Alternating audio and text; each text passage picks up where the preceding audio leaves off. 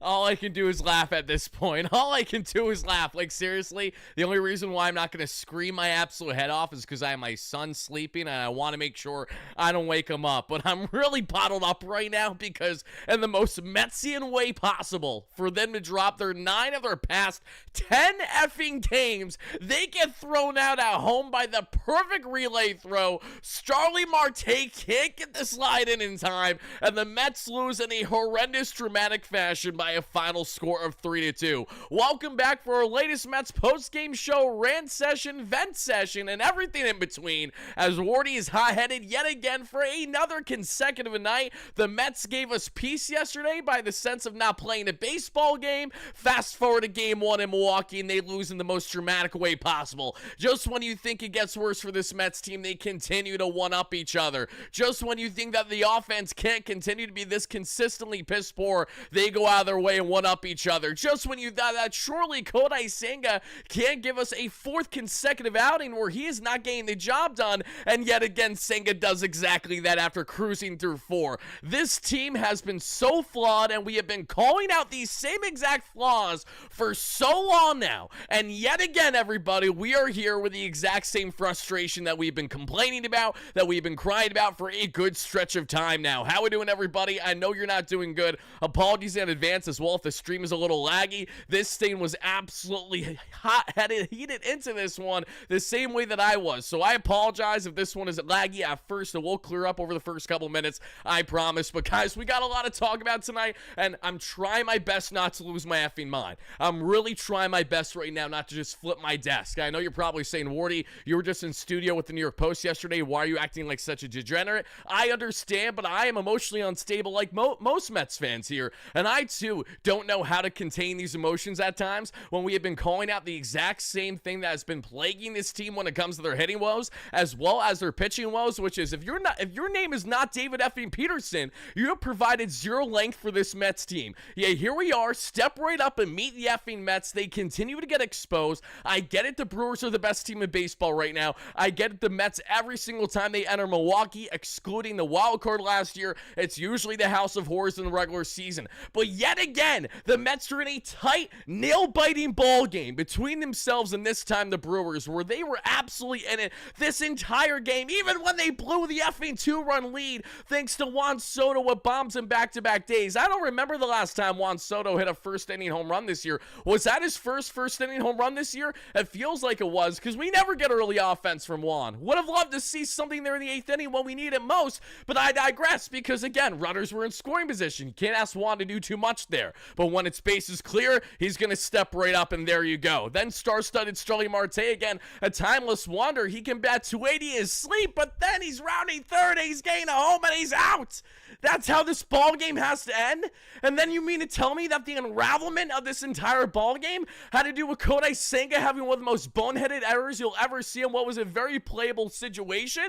Then you see catcher's interference right away on Alvey. Then Sanga's walking everybody and their mother. Then he's throwing a meatball for a bomb, and here we go. That's exactly how the Mets blew this one. And here we are, everybody. The Mets are now, again, before you know it, this Mets team is going to be out of the 3rd wildcard spot.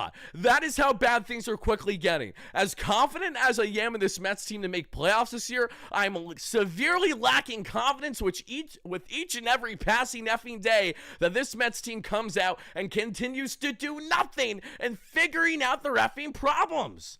This is why we have been crying for some type of change in the coaching staff with a Chavez or a Barnes. And this is why, on the rotation front, we are very frustrated that you didn't consider maybe some of the kids sooner. We're very frustrated that we couldn't land a quality starter at the deadline. And we're very frustrated that the Mets feel like that, again, they don't have enough proper reinforcements, or at least they haven't bothered to use them yet to try to figure out the rotation. And on the offensive end, it's all in-house, buddy. They have to do this all with what they're working with. They're not going to rush up Carson Bench from AA. They're not that desperate, or at least they're not going to act that desperate. David Stearns is never going to do such a thing. So what does this team need to do? They need to make a philosophy change. And how can they do that with less than 50 games left this season? It's a great question that we're trying to figure out as we currently talk at this point in time. Rosario, how are we doing? Great member. Thank you so much for coming to member on the platform. I really do appreciate that. Shout out to our amazing members, as well as everyone chiming in live have it a replay, hit that like and subscribe on underway, and everybody, let me know your initial reactions, frustrations to tonight's devastating 3-2 dramatic loss thanks to Starling Marte getting thrown out and drilled out there at home. Not only are we going to talk about this ball game, we're going to summarize it, even though I basically did for you guys. We're going to get into the continued woes and the certain areas for this team, what they need to do, as well as hearing more from you Mets fans, because I know you have a lot to say. We did live callers for north of 2 hours yesterday, guys. I can't do them tonight, unfortunately, but I'm going to be answering as many of your comments as I possibly can, because I know you guys got a lot to say, and I want to hear from you guys really bad. Jordy with the 2 holla, Memboza, pinch hit Nimmo, pinch run Marte equals a W. Again, unfortunately, things that did not happen. We got my guy, Raw with the 5 holla. Don't blame the pitching. This team hasn't hit all year. Absolutely. Here's the thing, though, Raw, and this is something that I think a lot of people miss. You can call out multiple flaws with the team, okay? The offense is absolutely the biggest problem. There's no denying that. But you can't sit here with a straight face and not call out the pitching at the same time while we're reaching 50-plus effing consecutive starts where if your name is not David effing Peterson, you have not went beyond 4.2 innings on average. So miss me with the nonsense to don't blame the pitching. No, pitching will always get blamed when they don't provide length. Yes, the pitching was not the problem tonight collectively, between the rotation and the bullpen. They got their job done. They only gave up 3 earned runs. The Mets lost because of their offense through and through. But when it comes to rotation woes, this is also an equal problem. Think about it. You know, Kodai Sanga, when Kodai's right, gives us 6 strong innings there of hopefully not allowing that bomb. Or if he does allow the bomb, the Mets at least rally back. You know how many wins the Mets have this year after being down heading into the 9th inning? 0. You know how many the Mets had last year? A whole lot more than that. The Mets were rally canes last year. The Mets had that never say die mentality. And this Mets team is the complete opposite every single night, and they're falling short in tight 1-run ball games. On one hand, you say to yourself you're happy that they're in a lot of these tight games, but at the same time, you say it makes it all the more frustrating that they can't clutch up to get the job effing done. We got our guy in here, Pork with the 2 holla, not pinch running for the old guy with bad knees. Thank you for the donation. I appreciate that. As we continue answering all your comments, questions, and concerns, everybody, I do apologize if I miss anyone's donations. I'm doing my best to make sure I get caught up here in the chat, but again, I'm doing my absolute best as we got north of 600 people in here. So thank you guys again to everyone chiming in right now. We got a lot more to talk about, and we're going to get into that in just a second, everybody. But don't hold back from telling me how you're feeling to your guy Wardy here. We got NATO, great member, 2 months. Where the hell was the pinch runner? Nowhere to be seen, NATO, per usual. Juliet, great member. Thank you so much for gifting the membership as well there to Justin. I really appreciate. Dave Kaplitz, great member, friend of the platform. Casey, who called in and was a great caller yesterday, states a following now with a 5 holla. New day, new game, same story. For about 4 innings, they had 0 threats. 2 early runs, that's it. Nothing new here, really unsurprising. You're right, there is nothing surprising. That's what makes this all the more frustrating. You know how similar this game was to what we just saw not all that long ago with a guy there and Mr. Clay Holmes? You know, Clay's cruising throughout the first 4.2 innings or so, and then he can't get out of his own mess. That happened yet again today, but step right up. It ain't Clay, it ain't Frankie Montas. No, it's Kodai Sanga. We got Juan with the 5 holla. Not even mad at this point anymore. Hitters getting paid millions, and obviously don't care. This is all in Stearns' lazy POBO, unreal. So Juan's really checked out right now as a Mets member and fan, and I don't blame him to a degree with how deflating dropping 9 of your past effing 10 games is. We got President 2 holla. Looks like there won't be an NLCS rematch. I hope there is, but again, time will tell still on that front, everybody. So as we continue on, like I said, do not hold back. I know no one's positive right now. It's really hard to be positive, and I understand when you look at the playoffs right now, it's not like the Mets are out of the picture, but oh my God, this team was 21 games above 500 at one point, and now we're reaching this status, right? They're still right around 10, but 10 games above 500 still has you only around at that third wild card spot. We know how deep, we know how aggressive, we know how difficult the National League is, especially when trying to crack playoffs. And now the Mets went from looking like that they were in more clear standing to win the division, now that they can still go out and win it, because they absolutely can. It's not out of the realm of possibility still. But the fact that they've dug themselves this little bit of a hole is either going to build their character or it's going to be their complete demise, just like how it was for the Mets after they deflated in the second half of 2022, having 101 wins, but that wasn't the story. The story was them playing, you know, at best 500 baseball their past, end of the 2 months of the season at least, and then you saw their getting curb stomped by the Padres easily there and the wild card. The Mets are going to have similar fate to that should they make postseason yet again. And they don't not only get their act together, but they find an identity that they have yet to play with so far this year. And that's the most frustrating thing as a fan that I could say. And I was relaying this to a degree when I was doing my post with the New York, segment with the New York Post yesterday. Thank you guys to everyone that checked that out in studio. That was a lot of fun. And we posted on the platform as well as the New York Post Sports and their YouTube channel. And I was really just breaking down how, again, the flaws that we have seen with this team are things that we have been calling out literally all season long, and to all the fans that are usually coming off as at least the pessimists, and then you see right now that, there's nothing about them that they're saying that's infactual, there's nothing you could do other than agree with them because they're right, and I always give the benefit of the doubt. So how this works, and as many of you guys know, I usually spend the first, 2 months of the season, especially giving the team the benefit of the doubt, really gain acclimate. That first half, I give them a lot of leeway because I understand, it's a 162. It's not a sprint. It's a marathon here. So you have to go with the ebbs and flows, the highs and the lows that come along with it. But now that we've entered August, now that you're post-trade deadline, and now that the Mets have played such mediocre baseball since the start of June, tell me what we should be so inspired about right now, other than the fact that the Mets obviously have a lot of pieces on their roster to suggest that they should be getting the results and being a greater club than what they are. But it's a complete and unison not only problem, but a complete lack of effort. It feels like we're seeing a team that just does not have the fire, that they don't have the effing moxie, that they just don't have the things that move the needle the way that we saw last year and the way that we have seen with other special Mets teams. This Mets team has all the pieces and so much potential, yet there's such little aspects about them right now that feel special because nothing is clicking at the same time. Like, it's so fitting that in a game where Juan Soto gives you a home run and he hits home runs in back-to-back games now, I'm not trying to completely nitpick Soto here. I'm just saying this is a continuation, more of the same this season. The facts are the facts. It's more of this individual player performance. And when you look at that, and then you look at the rest of the offense, and you're getting nothing along with it, at least we're getting something from Juan, whereas you're getting nothing from anybody else.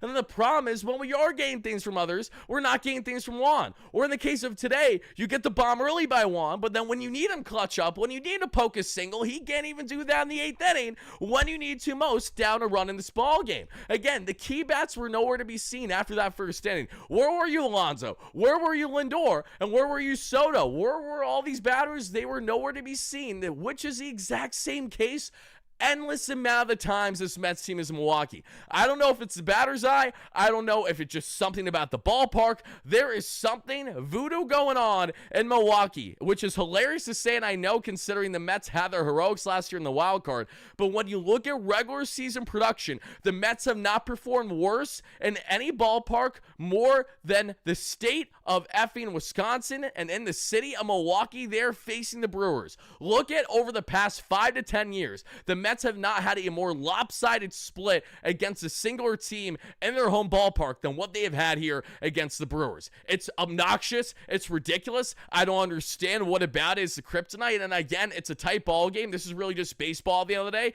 This just stings 10 times more because, again, it's the best team in baseball. You were this close to beating tonight. And on top of it all, you look at this team and you say to yourself, oh my God, another one-run loss. Now you've lost 9 of your past 10 games. This goes beyond just losing a week of baseball. We're pushing 2 weeks of baseball of not having any winning to be happy about. You know how disgusting that is to say as a Mets fan? That I just want to spit that out right now on the floor and just, I don't even know what to do with myself. So we're going to talk more about this ball game. We're going to get to your comments, but I want to know from everybody, what is your concern level with this Mets team? Let's go there. On a scale of 1 to 10, if you had a spam in the live show right now and to our replay viewers, what would you say is your concern level right now with the New York Mets? Rob, pitching held us early on, hitting sucked all year.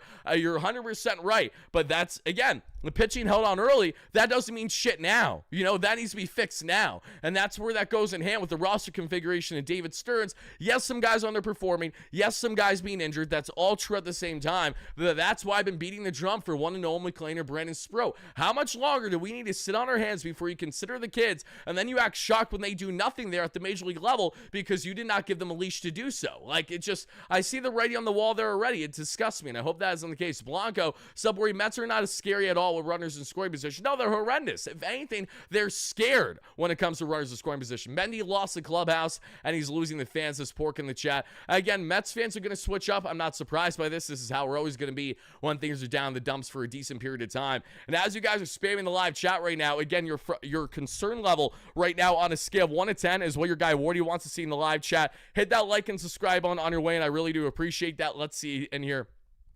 Oh my, you're raging in a handicap stall. That's commitment. That would be me. I'm not going to lie. If I was just somewhere in public and I had to step away, I would 100% be crashing out in the public stall or in my car by myself, just screaming, maybe pounding the steering wheel a little bit, maybe looking like not the best, representative of others at times. And I apologize for that, but emotions get in the way sometimes. Steve, great member as always. It's getting late early. It really is, Steve. It really is. Thank you so much for that donation. We got 12s. We got 10s. We got 10. We got a 10. We got a 9, we got a 10, we got more 10s, we got 7s, we got 10s, we got 7.8, we got 15, we got 0, we got 10, we got 11, we got 8, we got 10, we got 11, we got 9, we got net, we got 10. So the most used number that I'm seeing in the chat right now that's being relayed the most on the concern level on a scale of 1 to 10 for the Mets right now is in fact 10 from what we're seeing. And obviously a lot of this is reaction based, but how can it not be reaction based, right? We're all reacting in real time to the Mets rolling over and dying yet again. And let's take a look at the Mets when it comes to with runners in scoring position, because surely the Mets didn't labor too much in that regard today, right? Surely the Mets put their best foot forward. Well, here's the thing. Not only did the Mets struggle yet again in that regard, they technically actually batted 500, but the context of how poor that is the following. They only had 2 opportunities with runners in scoring position. So not only did the Mets maybe not look terrible on paper there, but when you actually understand the context of it, they couldn't even get anyone in scoring position to begin with because Brandon Woodruff carved their ass up, and Woodruff has been dominant since coming back from his shoulder injury, so that isn't overly shocking. But I think it's just, this game is less about what the actual result is versus the continuation of the same.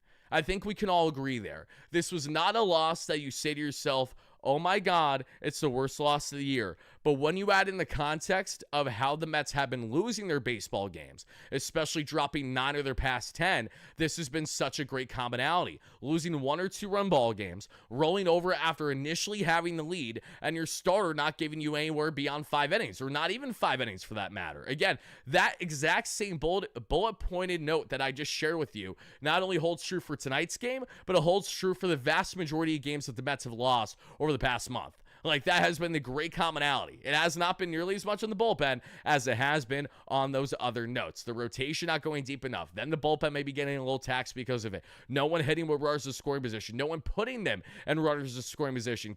Color me shocked. Let me know if you guys are surprised by any of the following here, because I know that you aren't. And it really does suck that we're just seeing the constant repetition over and over and over again, that literally if you did not move your chair for the past calendar month, you would have not missed anything in regards to this team. They would not have been moving laterally. Instead, they're moving more on a downward spiral. And it's crazy to say that for a team that is still multiple games above 500 the way that they are. But as I keep emphasizing that keyword there, context, this is really important, everybody. And Skip, I'm good. I appreciate it in regards to the health concerns. But like I said, I'm pissed off tonight. I'm going to be up and down. I'm going to be a roller coaster with my emotions tonight. You guys know that if you've been following the platform. But I'm not going to be screaming my head off the entire time. I know that if I go on and yell for the next 40 minutes, that there's likely going to be a spike in viewership because of it. But I'm not going to do that just for the sake of doing that. I do that when I genuinely feel that's warranted. And I'm exhausted, one. It's late night versus when I was really hot-headed in the peak middle of the day when the Mets dropped their previous game 2 days ago there in that day game. And secondly, I have my son that's sleeping right now that I don't want to wake up. So some things are a little bit bigger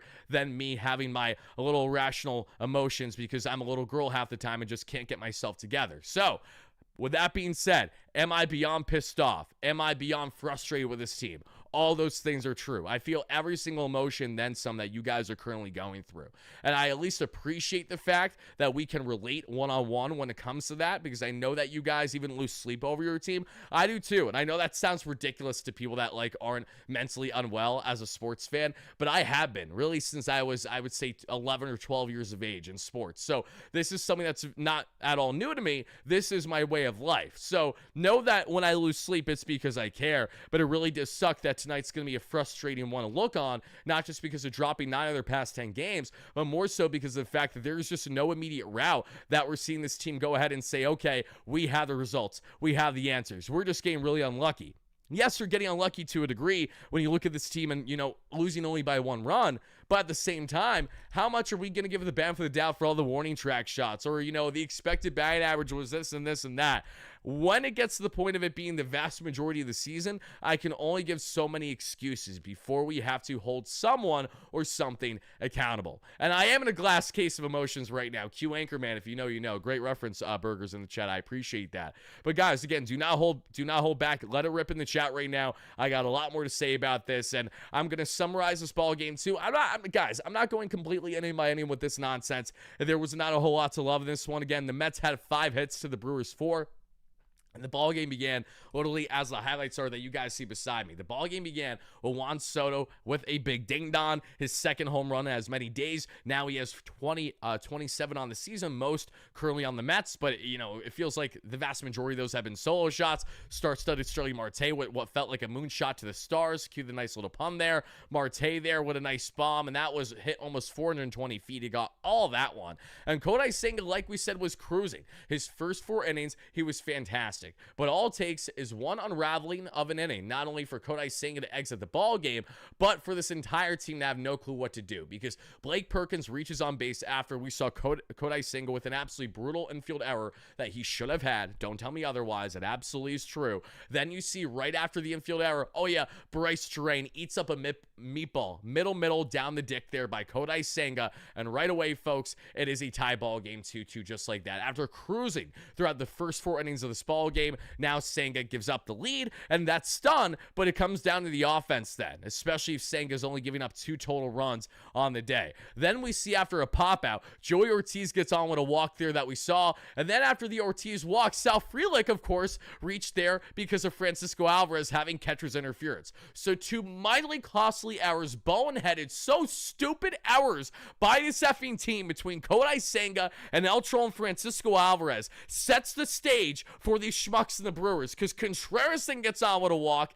and then here it comes, everybody. Kodai Senga exits the ball game. My dog Brooks really comes in, but I'm sorry, Brooks really can't save us every single time that he comes into a bases loaded situation. Sometimes you're going to be rusty the first batter you face, and he drills the first batter he faces. That makes it a 3-2 Brewers effing lead, and that's the entire ball game. Oh, you want to talk about runners in scoring position? We get to the 8th inning, the Mets do nothing with it. The Mets had some opportunity there, and the 9th inning we saw as well in the 9th. The Mets get themselves a 2-out gapper opposite field by star-studded Starling Marte. He puts a runner in scoring position, and there's nothing to show for it. They go down right away. Jeff McNeil there with the flyout, and that's the effing ball game. There is really nothing else to expand on it other than that. So we're not going to go on this half-hour tangent to tell you guys, oh yeah, Kodai Senga couldn't have himself getting out of that 5th inning. But hey, that ghost fork was on this certain angles looking really solid, or this expected batting average. No, we don't give a shit. We lost 9 of 10 games.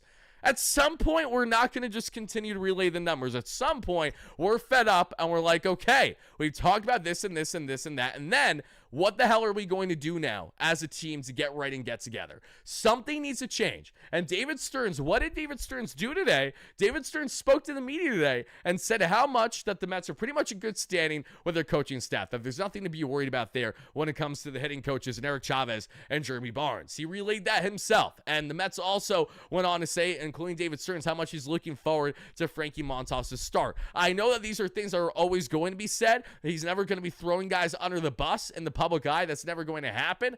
But man, it's just like, why even be available for media today, David? There's no good. There's literally no good that comes of you being made available today when we already lost 8 of our past 9. And we know that you're not going to tell us anything that we want to hear right now. It's going to be the same cookie cutter POBO answers. We know this because you're supposed to do this. I'm not mad at you for it. It's your job. I completely understand how this works with the ins and outs to a degree with front offices, execs, GMs, POBOs like yourself. You can't really relay anything to the public until you actually go ahead and make that decision. You don't want to give an impression that you're going to go ahead and do something then, because then it's going to get messy in the public eye. If he went out right now and said that, yeah, you know what, we're starting to think that Eric Chavez could find himself on the hot seat, okay, how do you think Eric Chavez is going to respond to that? He's going to go to the post right away, or he's going to go somewhere and voice his discretion. It's not going to be pretty, more than likely. So again, do I expect the Mets to ultimately fire one of these guys in Barnes or Chavez? No, because I have to see it to believe it. But am I opposed to it happening? How can you be opposed to it happening? Unless you're, again, an Eric Chavez truther, even though he has not given you the offensive results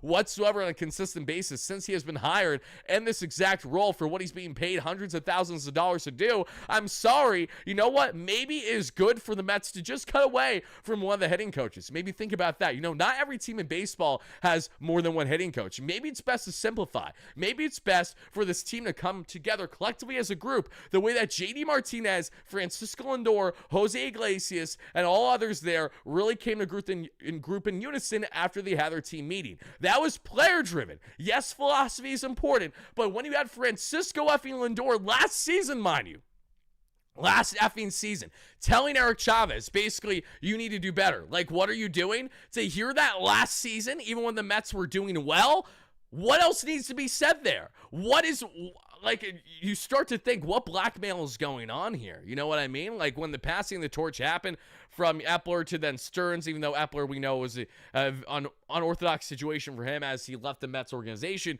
was it like, you know what, we kind of got to keep Chavez here until at least the end of 2025, or else we have a major contract problem. So just, you know, giving you a heads up.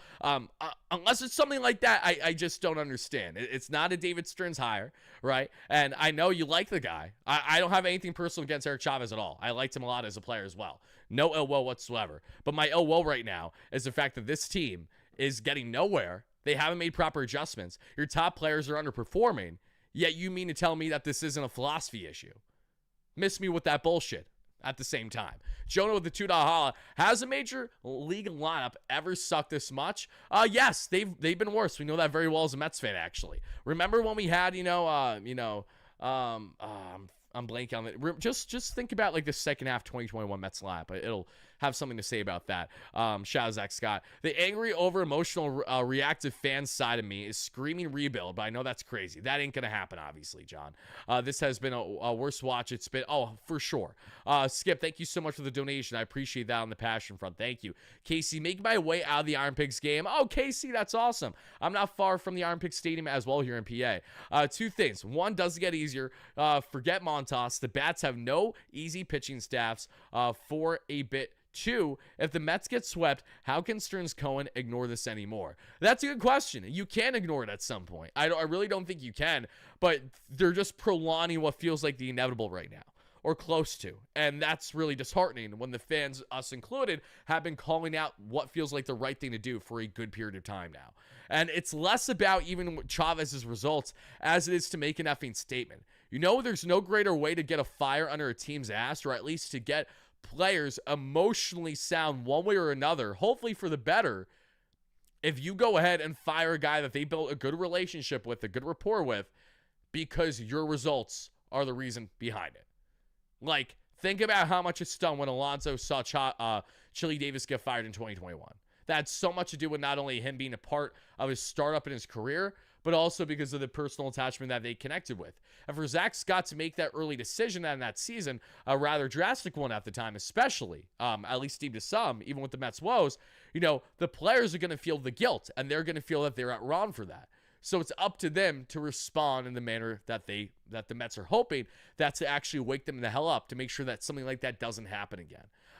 So again, is it the best part of business? No. And am I condoning these actions all the time? No. But does something need to be done to hold someone accountable? I think that's an absolutely resounding yes. How can it not be? Sharon with the $5 holla. The only thing that will save Mendoza's job is winning the postseason. Otherwise, we are moving on. Not a good enough season with all the talent. They're not going to cut ties with Mendoza just yet. They're going to get Mendy probably next season as well at minimum, regardless on how this year ends. I understand maybe wanting things to be a different way, but that's just more than likely the reality from everything that I know. Reyes with Tudahala, they are playing not to lose instead of to win, 100%. And that is such a frustrating thing to watch in real time, but I'm so glad that you donated that and commented that because it couldn't be more true. This Mets team doesn't have the confidence whatsoever. They look like a team that's pressing and look like a team that's just trying to stay afloat when they get the slightest lead, the way that they found themselves up 2-0 early in this ball game.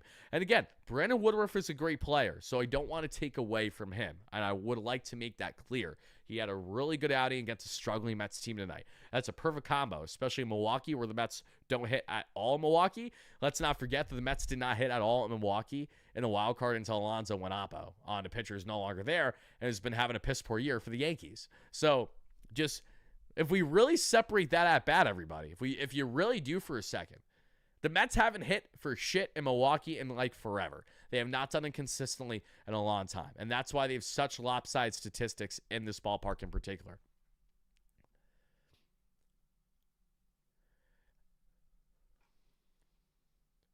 We are averaging 3 runs a game. Yeah, that's just pathetic. Not only is that pathetic, but it's pathetic when you add in the fact that the Mets are 29th in WRC plus over the past 30 plus days.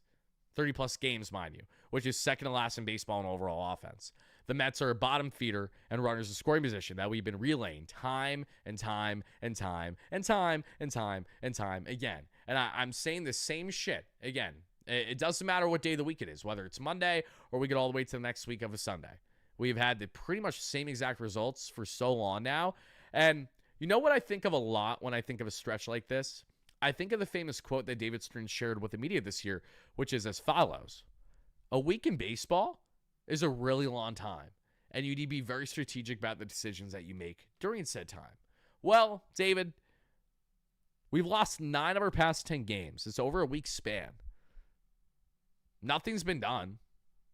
Nothing that is at all getting close to moving the needle.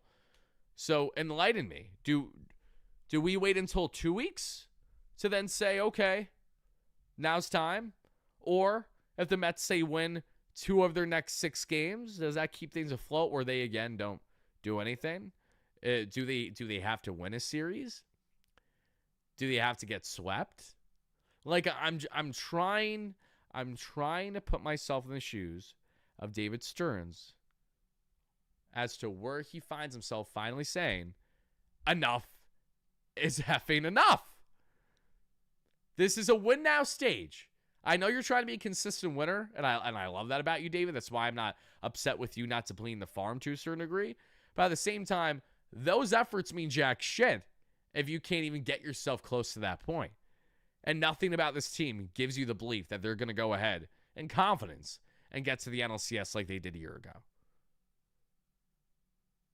From what we are currently seeing. That's what I like to make clear. That's why I always emphasize short-term reaction and long-term vision are 2 different things. But the problem that we're really starting to have, everybody, is that short-term reaction is blending more and more and more with the long-term vision. Meaning that while we've said countless times this season, oh, we're really frustrated about the Mets and this was a horrendous loss, but we know in the grand scheme of things that they're having a pretty damn good year and they're okay. We're starting to reach the point where, no, they're not having a pretty damn good year. If you look at how they started their first 2 months and what they have done since June, they have been a beyond mediocre baseball team since June. If you look at what the Mets have done or lack thereof over the past month and a half, they have been even below that. So enlighten me. Someone enlighten me out there to go ahead and to tell me what the answer is. I would love to hear from some fans because the only answers that we can really come up with at this point in time are the following. And again, class, we'll do this together. Ready? We're going to do it in a nice bolted fashion. Let me go ahead. Let's get the lines going. We're going to do at least 3 or 4. Let's start with number 1. No team in Major League Baseball history has ever made it to the NLCS, or at least in Wardy's current knowledge, which again is a pea brain, but with that asterisk, has made it to the NLCS with a bottom 3 batting average with runners in scoring position in all Major League Baseball. Number 1. All right, class. Number 2. When was the last Major League Baseball team to get to the World Series, with maybe the exception of the Tampa Bay Rays in the shortened 2020 season, to have their starters average At best, 5 innings. Collectively, pretty much throughout the year without David Pearson. Mind you, we're on a 50-game stretch of that. 50 games. Okay, let's get on to the third. Ready? Ready, guys? All right. Third. Complete lack of identity. Where is the moxie? Where is the I give a damn? Where is the clutch? The Mets have 0 wins trailing entering the 9th inning this season. The Mets have 1 win after trailing into the 8th inning or so this year.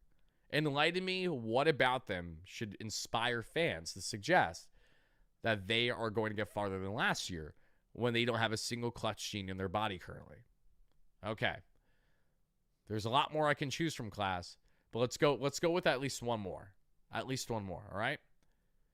And the last one we're going to go with is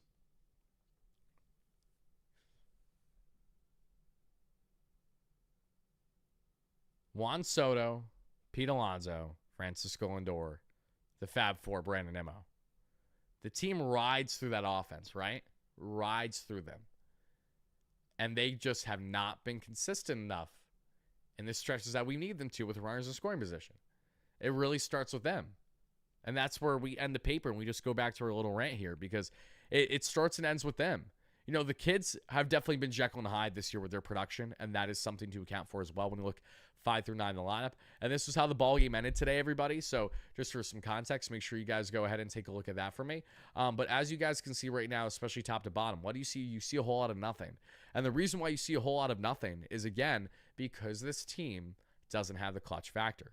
And, you know, we saw some reporting that came out earlier today through the Post that I may relay in content tomorrow, that the Mets were unwilling to trade away even a Luis Angel Acuna in a deal for Luis Robert. Now, the belief was that the White Sox were asking for a Kane's ransom, including potentially Jonathan, among others. But if it was for, say, just more of an Acuna-type player, and I'm not saying it is, but if it was, kind of head-scratching a bit more. Not that we don't like Mullins, but still, there was higher upside with Robert. We can all agree there.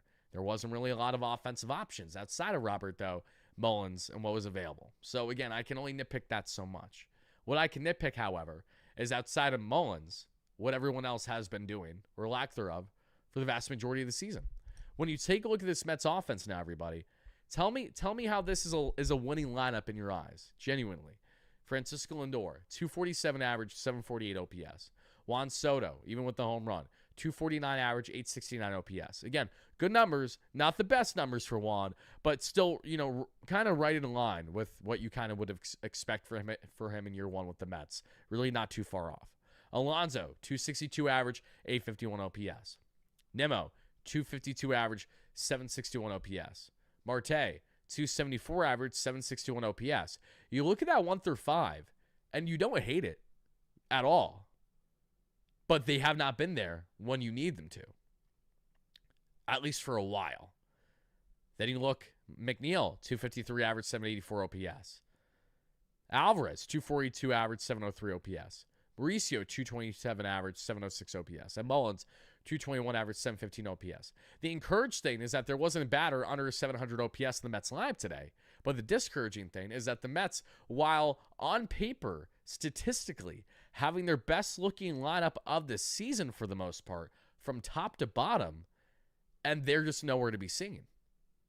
Numbers are fickle when you have nothing to show on with it.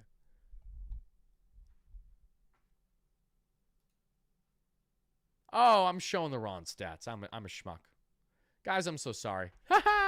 You're right. I am showing the stats from the wrong game, but I'm gonna fix that right now. That was from a couple days ago. Give me 1 second, everybody. So everything that I just said was true, but the graphic I think was inaccurate because that was from the 6th. Thank you for the reminder there. I thought I switched it before the show started, but I guess I missed it. No worries. Let's go ahead and find it real quick. Give me 1 second, everybody. There you are. That's the right one. Okay. So this was the Mets lineup, everybody. Again, it still was bad. Makes sense because I saw a bit more zeros than what I previously saw. This was the lineup today, everybody. Again, still not a whole lot to be happy about, to say the least. Look at this top to bottom. It's pretty damn ugly right now. Lindor, again, 0 for 3. Soto with the bomb. Then you saw Marte did his job. McNeil didn't have a bad day, but nothing 7 through 9 there. And nothing from the heart in Lindor, Alonso, and Nimmo. Like, that's inexcusable. Absolutely inexcusable when you need to be winning these tight ball games. So that's what you had on the hitting end. And then on the pitching end, everybody, that's what happened. I realized what I did wrong. I put the hitting stats here by accident. That's why I had the hiccup. It all makes sense now. Okay, so now let's get rid of this. Let's move that out the way. Let's put in the pitching stats. And you know what, guys? Like, when it comes to Kodai Senga, I'm not going to go on this huge rant as to, his arsenal tonight, because his arsenal has been more of the same. He's thrown the entire kitchen sink. He had the ghost fork and cutter and four seam all averaging around the same time, 25 to 28%. And velocity was actually up a bit by over a mile per hour in the cutter and the four seam. But just no swing and miss at all. Like, really, really discouraging to see him cruise the way that he did, but still not getting a lot of bite as well. Like, not utilizing that put-out pitch, getting the kind of bite that you're hoping to see with someone like Sanga. And it's really frustrating because this is another outing where I know Sanga didn't have 100 pitches. He was pulled while at 79 pitches, has a 2.3 ERA. But when you know just how better Kodai Senga was this season when he was healthy before he went down with injury, you know how much we're getting.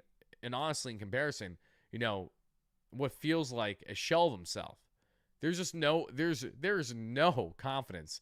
I feel like we're seeing what Kodai get instilled. As soon as he starts to face that adversity, getting into, again, that second, third turn in the order there as we get to the fifth inning, it's just no bueno. It doesn't look good right now at all. And again, I know he still has a 2.3 ERA. And I'm not saying they had the worst outing imaginable, because he technically only allowed one earned run. But it really is two, in my opinion, when the whole reason why the effing run scored is because of your boneheaded error to begin the inning. So that's, in my opinion, one of the most flawed stats in the game today. How can a starter be the reason for an error that happens in an inning, yet not have that run charged to him if a run comes in to score because of the error that he himself caused? That makes literally no sense to me whatsoever. But regardless, while saying his ERA is pretty, what's not pretty is really what's been his past four outings. 4 consecutive outings of being mediocre for a guy that's supposed to be our ace caliber starter. That too is a problem. And if you guys don't think it is, okay, everyone's entitled to their opinion, fine. But if Sanga continues to give the Mets not 5-inning outings, then you are going to find yourself reacting the same way that we all are right now. Because we know how much the Mets are contingent in their rotation having success with guys like him. Without guys like him, we have a really, really, really frustrating situation on our hands right now. And not only is Kodai Senga not helping as much as we need him to right now. And I guess what I mean by that is, in the case of Sanga, it's the following. Sanga is one of these people that we know is meticulous. Sanga is one of these people that needs things his way, or it's kind of the highway. But the problem is, the more the Mets have continued to cater to Sanga, the more that they're not getting that exact same return on investment. Yes, when he's at his best, he looks fantastic. But there is too much uncertainty with his health every single effing year now when he's not getting any younger. And he was an injury plagued pitcher when he was there in the MPB for a decade.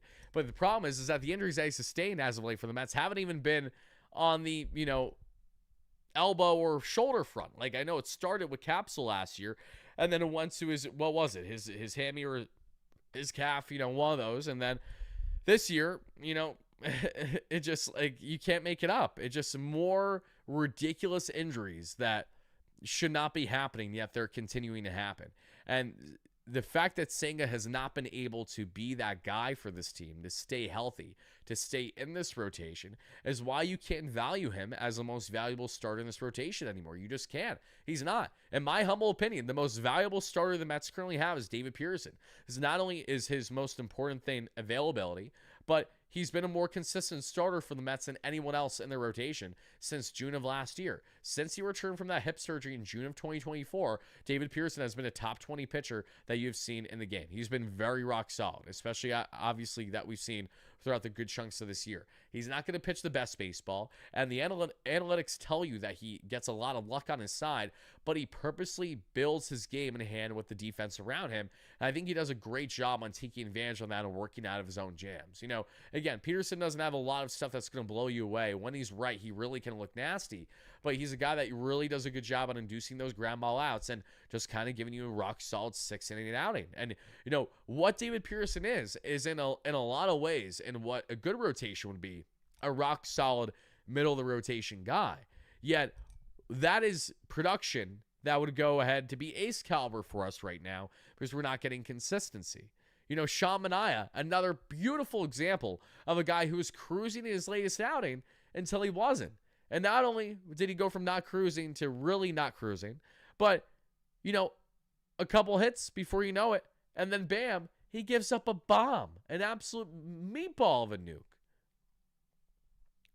It's frustrating how we watch these starters in real time have one inning, usually right around the fifth or sixth, and they just completely have their moment.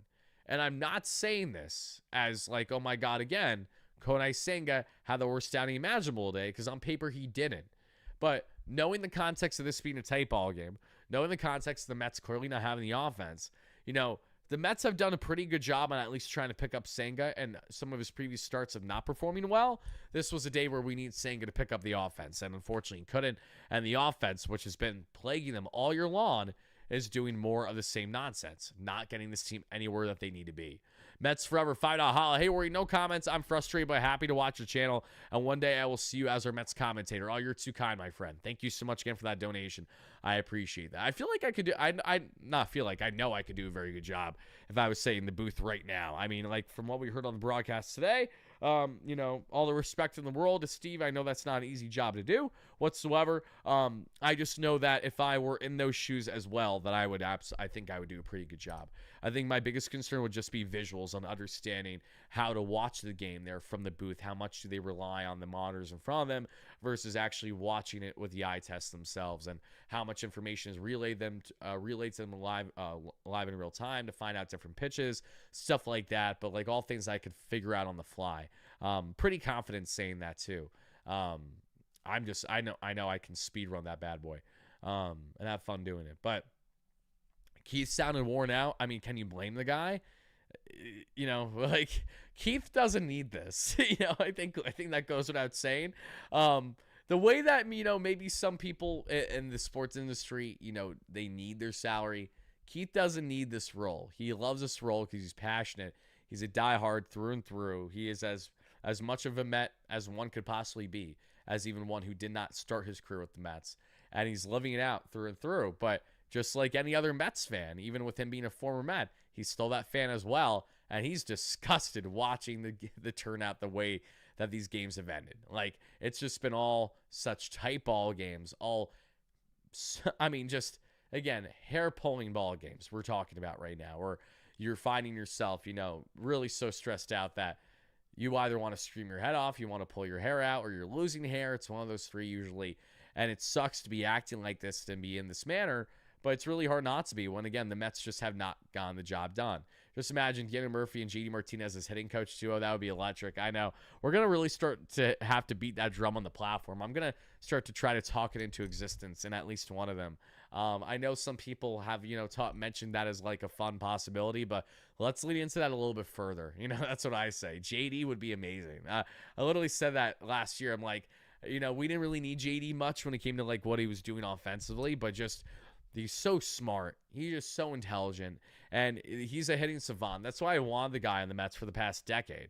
It's a shame that the Mets ended up landing him in his final year as a Major League Baseball player, more than likely. But I'm grateful that he at least was a part of the club and was a key factor into not only the Mets and that, that team meeting last year, but was a heavy proponent behind Jose Iglesias getting the call. Like JD showed in real time the importance of vibes, and it feels like the Mets lost that a lot this year. And there weren't enough notes taken by Stearns and Mendoza from that at the conclusion of the 2024 year. Juliet with a $2 holla. Oh my goodness gracious. I'm not going to repeat that, but thank you for the donation. I really appreciate that, Juliet. $5 holla from Liam. Eric Chavez needs to go.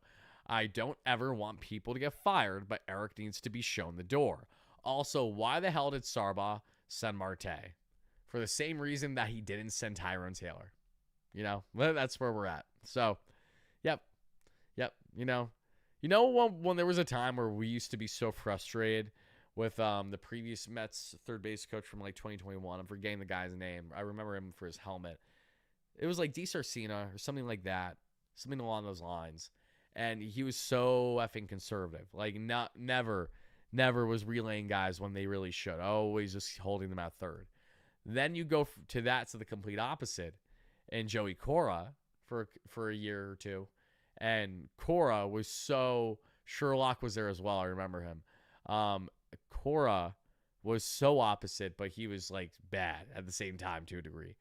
And now we have Sarba, who I thought did a pretty darn good job last year. I really didn't have much complaints I can think of with Mike Sarba, but I don't know if age is showing this year or just nature of the game. You win some, you lose some kind of thing, because he has been off this year. We've noticed that as well. No denying that. And yeah, for those who don't know, Joey Cora is the current third base coach, I believe, for the Detroit Tigers, and they're playing pretty damn good baseball. So not a whole lot to complain about there, from my understanding. I'm pretty sure he's in their coaching staff at least. But yeah, guys, this has really sucked. Again, thank you so much to everyone for hitting that like and subscribe on your way in. I really do appreciate that. Help us get a 200 plus likes at the end of the live show here to our live viewers. We're over halfway there. So again, all you guys got to do, half you guys just got to hit that like and subscribe on for your guy Wardy. Help us get a 35,000 subscribers, because once we hit that, everybody, we're giving away another jersey on the platform.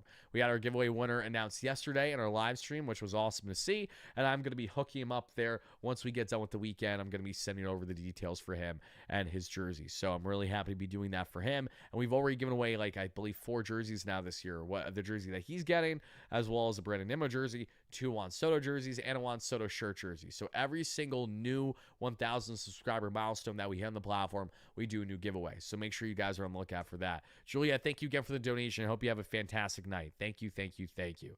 Guys and gals, if you have any final remarks that you want to share with me before we get out of here, by all means, feel free to do so. Relay in the live chat right now, and to all of our replay viewers, let us know your biggest takeaways and key thoughts in the comments down below on another so-frustrating night for the Mets, where they do not show up when they need to most. Now, they've dropped 9 of their last 10 games. Also, everybody, if you want to check out, I come out with daily recaps of all Mets games in the Bleacher Report app. If you go over to the Mets section in the BR app, just go over to MLB, go to Mets. There you go. You're going to find me right away. You'll see thumbnails that look just like mine. It's because they are mine, because I'm making them for the videos that I'm making.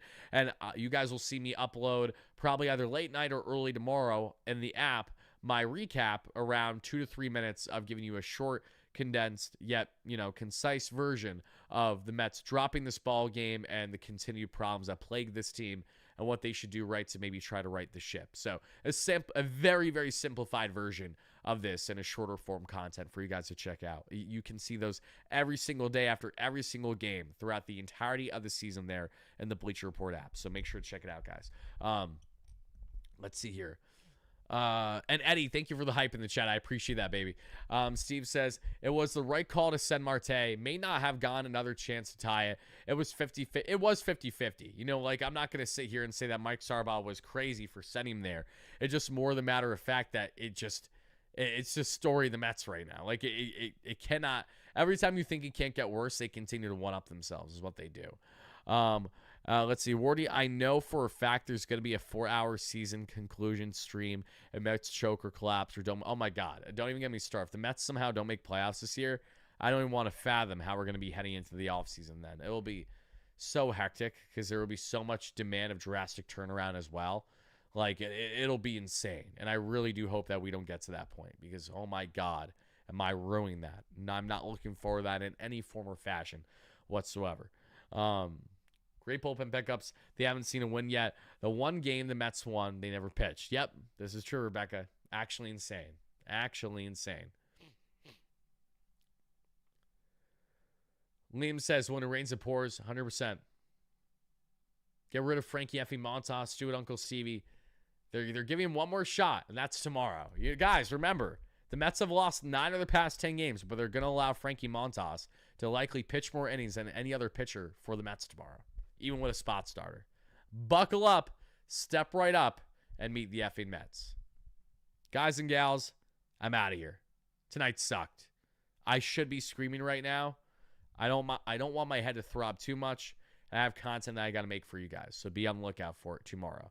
Liam, I did read your super chat, my guy, but let me make sure to double check. Eric Chavez almost makes me miss Chili Davis. That's how you know the bar's low. Thank you for that donation. Mets September schedule is scary. Need to win now. It didn't appear scary initially, but now it's starting to appear real scary as the Mets have absolutely no effing clue what they're doing. Again, guys, thank you for the donations. Thank you so much for the likes and subscriptions. Let me know all your key takeaways as you guys get in and out of here to our replay viewers as well. Mets lose this one 3-2 in a very dramatic fashion, and we'll now see what's next for the team in Queens, dropping 9 of the past 10 games. Hopefully,